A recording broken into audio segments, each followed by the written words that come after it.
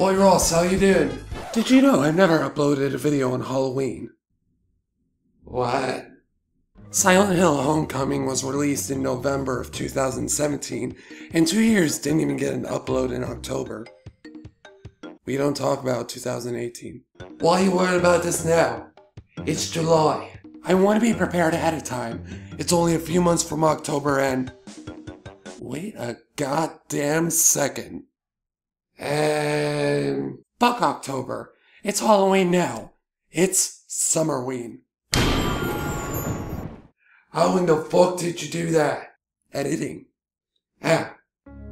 So, what are you going to review? I don't know. Hark! Is that the doorbell? What? Hello? Hello? Oh no. Oh no. Oh no, this can't be.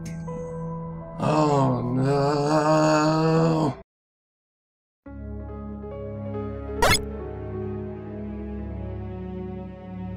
Hello everybody, and what happened to my hair? Hello everybody, and welcome to the Pixel Punch, where I tell you my gaming opinions, popular or unpopular. And welcome everybody to Summerween! Throughout the months of June and July and August, we'll be journeying through the lands of spooks and scares. And spiders. And sweets. But today we're not talking about a game. We're talking about this. Do you like Resident Evil? I like Resident Evil. It's very good. Often credited for defining the genre of survival horror, Resident Evil is a PS1 and, in my opinion, overall classic.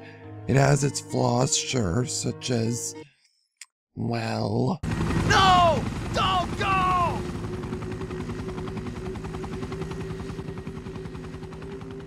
Captain Wesker, where's Chris?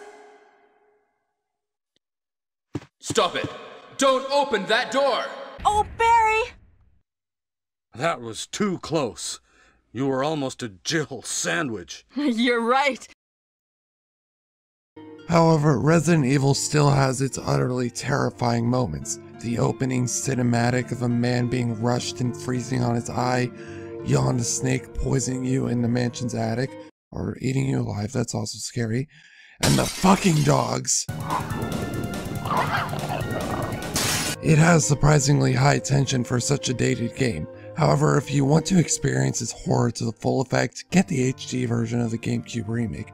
Seriously, it's really fucking good and is, in my opinion, the definitive way to play Resident Evil. Now, I could talk about the game all day, but our focus is on something else. The Resident Evil movie. If I told you that the movie rights to Resident Evil were bought only a mere 10 months after the first game came out, I bet only about half of you would believe me. However, that's exactly what Constantin Film did in 1997, and Constantin Film isn't exactly a small company either. These guys have produced The Neverending Story, Fantastic Four, and are producing the upcoming Monster Hunter film, which shouldn't exist. However, the time to actually make Resident Evil took quite a bit, with multiple changes in directors and writers, and 3 Resi sequels already having been released by the film's premiere. George A. Romero, the godfather of all zombie films, was even attached at one point. Instead, they chose Paul W.S. Anderson. I'm not joking. They chose him instead over, the director of The Night of the Living Dead. Now, I'm not trying to knock on Anderson. I actually feel that choosing him wasn't entirely a bad decision, since he is actually a huge video game fan. But at that point, he had only made 2 movies, Mortal Kombat and Event Horizon. Guess which one's worse? It just seemed a bit odd that Screen Gems had the opportunity to work with George Romero and didn't take it. It's just weird. However, was Paul actually a bad decision? Let's watch the movie and find out. Oh, this isn't a Blu-ray remote.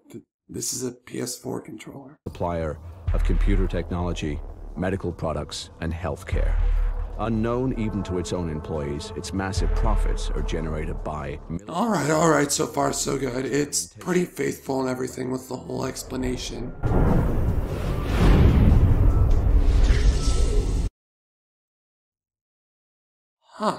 Am I the only one who thought this was an odd editing choice? Like, even for the 2000s, this feels out of place. Anyway, as the film begins, we see someone taking vials containing the T-virus out of Umbrella's laboratory, the Hive, and purposefully setting loose the contagion inside the building. This causes the AI running the facility, the Red Queen, to trap everyone inside as it travels through the ventilation system and fucking kill everyone with halon gas. This is actually a pretty good intro so far, except for two things. How did the perpetrator get out so damn quickly before the Red Queen shut the building down? That just doesn't seem humanly possible, especially since the Hive has multiple floors. Granted, it didn't specify which floor they were on, but what are you, the Flash? Secondly, and this is a problem that persists throughout the film, the acting can be either really good or really bad. I mean, seriously, compare these two scenes one after the other, and you will definitely notice the difference. There's no fire here! No fire! The code doesn't work! No fire! Push her out of the way! Pull me back inside! Crap. Pull me back inside!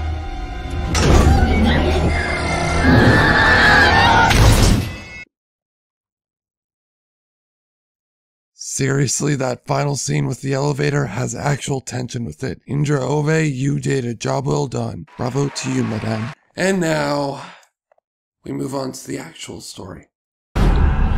We return to... God damn it, what's her name? Alice waking up and amnesia alert, amnesia alert. She gets a few flashbacks about her marriage to this guy, and then she explores the mansion a bit. Hello?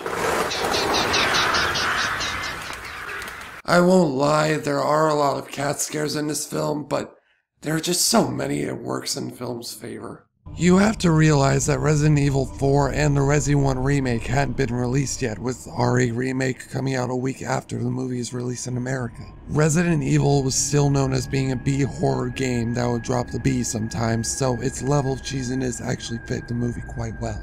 And you'll see that a lot. Oh, you'll see.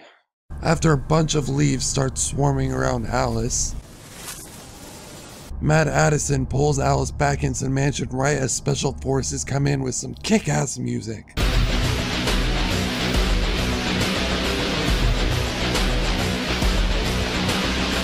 This is the Umbrella Sanitation Team consisting of Kaplan, JD, Rain, played by motherfucking Michelle Rodriguez, and this guy, this gal, and this guy. So we know who's gonna die first. Wait. This guy is the captain of the crew and he doesn't have a name?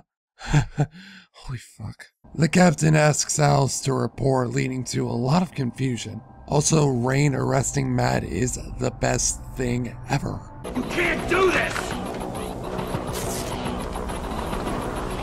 Blow me. Kaplan explains that Alice most likely has temporary amnesia and is suffering side effects of the nerve gas seeping into her ventilation system. Then the crew makes the odd choice of bringing Alice and Matt inside the Hive with them. What?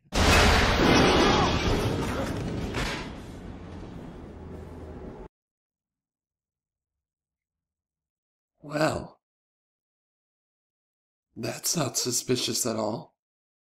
Turns out this guy, Spence, is also suffering from temporary amnesia. Hold on, we got two for Full House Double Bingo. You won the lottery. Down in the Hive, the sanitation team explain the situation and tell Alice and Spence that they were guards meant to protect the facility and that their marriage wasn't real. What a way to find out. The sanitation team's mission is to investigate why the Red Queen went homicidal and... The leaves were more terrifying. Oh, that's a bit better. Kaplan turns off the defenses of the hallway that leads to the Red Queen so that half of the sanitation squad can go through. And what is about to happen is one of the coolest and cheesiest moments of the entire film. Roll the scene. What's that? Oh, I don't know. Maybe it's Dora the fucking Explorer? Yeah. Someone didn't skip Upper Arm Day. Who wrote this schlock? Shit. I'm sorry, it's funny. He's about to die and his only reaction is a deadpan. That's funny, right? Or do I just have a demented sense of humor? After the actual backup defenses are down and doors are open, Kaplan and Alice decide to go to the Red Queen themselves because this guy is all like, There's no way I'm going down there. I don't know why, just the delivery of that line confuses me. Kaplan picks up this bag. How is it not sliced to bits? The last laser thing was a grid, are you fuck? A holographic representation of the Red Queen appears next to the two actual heroes in the room and pleads not to be shut off before saying, You're all going to die down here.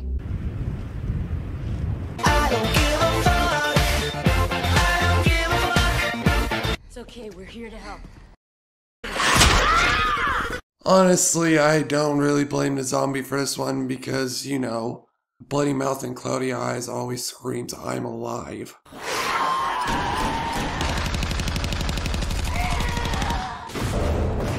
JD and Rain take down the first zombie before Kaplan, Alice, and this guy return. It's like it's coagulated. Yeah. It's not possible. Why not? Because blood doesn't do that until after you're dead. I actually find that a really cool revelation. There's no one else coming. What the fuck are you talking about? That one not so much. Soon the group is swarmed by zombies and Spence, you are a fucking prick. They are running out of bullets, Matt is trying to unlock his handcuffs, and you can't be bothered to open a fucking door? See how easy that was?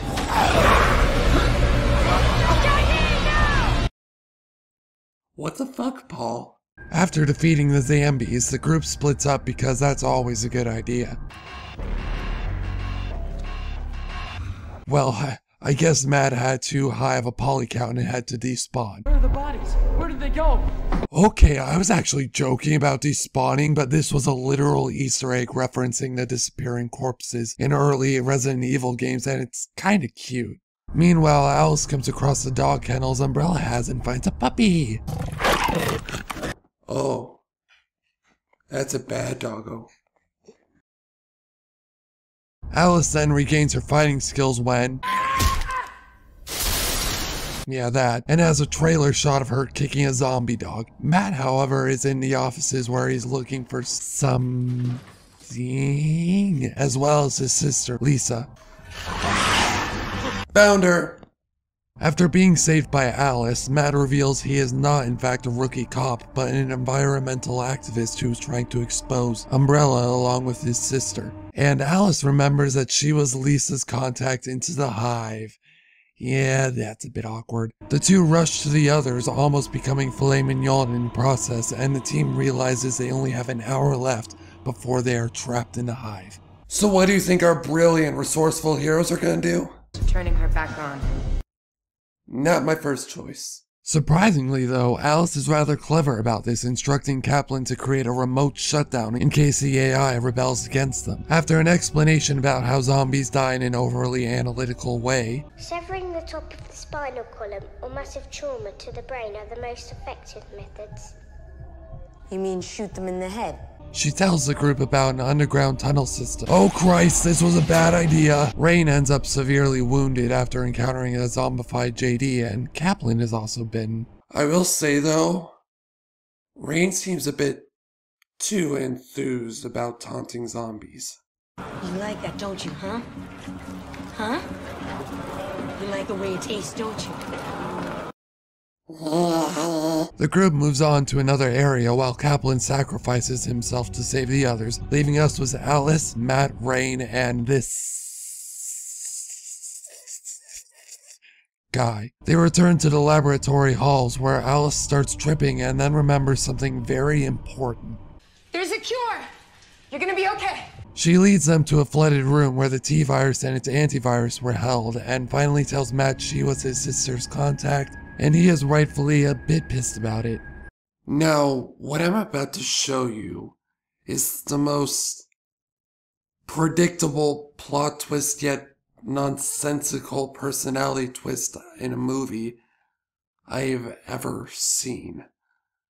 Shall we? This is still a PlayStation.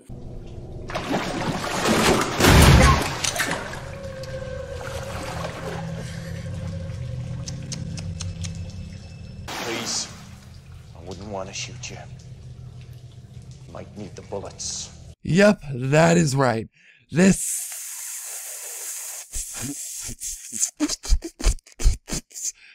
guy is the big bad of the film. And I'm supposed to believe that after. There's no way I'm going down there. Turns out he had overheard Alice's conversation with Lisa and decided to take matters into his own hands by stealing the virus and antivirus and unleashing the virus inside the building to obey Alice's wishes to bring this corporation down. Ultimately, he planned on him and Alice selling the virus on the black market to live a happy life together, but there are two snags in his plan. One, Alice didn't want the virus out, you stupid motherfucker. And two... And there's your villain, everybody. Taken down by a zombie in one go. What, he's still alive? Yeah, Spence ends up escaping out the door while the Red Queen shuts everyone else inside the lab. But before he can administer the antivirus into himself, Jesus Christ, that's a needle, he's attacked by... bad CGI, apparently. Now stuck inside the lab, the Red Queen activates, saying they'll let them go, but only if they'll kill Rain. Thankfully, before they can kill her, Kaplan, I thought you were dead, comes in and shuts down the Red Queen. What the fuck was that? The quartet starts to escape the facility, but Alice stops to take the remaining viruses. Die, twat! They board the train, and both Kaplan and Rain are given the antivirus. While Kaplan is safe, it is unknown if it's too late for Rain or not, so she makes Alice promise to kill her if she does die.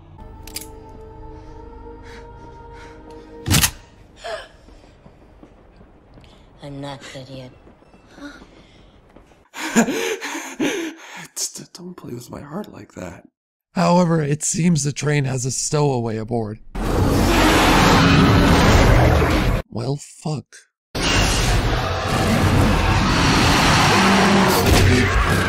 Bitch, I don't think metal doors will stop this thing.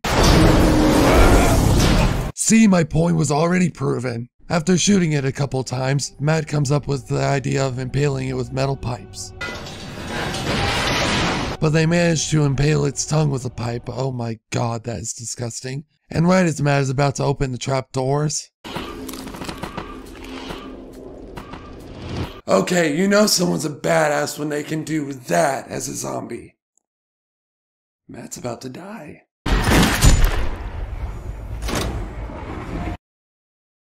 So yeah, the liquor fucking incinerates, and the two survivors, Matt now infected by the liquor, escape into the mansion. Or do they? He's mutating. I want him in the Nemesis program. Alice wakes up in a laboratory and breaks out using her IV, holy shit, coming outside to a torn up Raccoon City.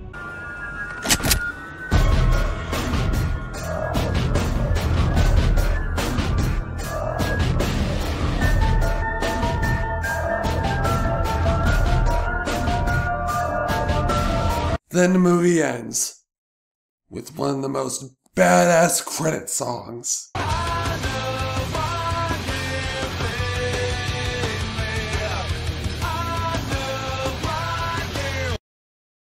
So Resident Evil, it's a fucking good video game movie. Go ahead and talk all day about Detective Pikachu, but Paul did a fantastic job capturing the B-horror tone that Resident Evil 1 through 3 had given us up to this point. And before you complain that it takes place in the lab only and not the mansion, Umbrella was already a well-established part of the games by then. The acting was great, the video game nods were phenomenal, and it is really a good horror action flick to watch when you want some cheesiness in your life. So what does Resident Evil, the movie that is, get? It gets a watch it. The only, and I mean the only reason that it gets a watch it and not a cherish it is because those that haven't played the games, or at least the early games, will understand its nature and will fall into what the critics say about it. If you enjoyed this episode of the Pixel Punch, then mash that X button and up, down, left, right, BA, and have an amazing day. Now, if you'll excuse me, I'm about to dive back into the PlayStation 1 era of survival horror games. And that could spell trouble for me. This is still a PlayStation 4 controller.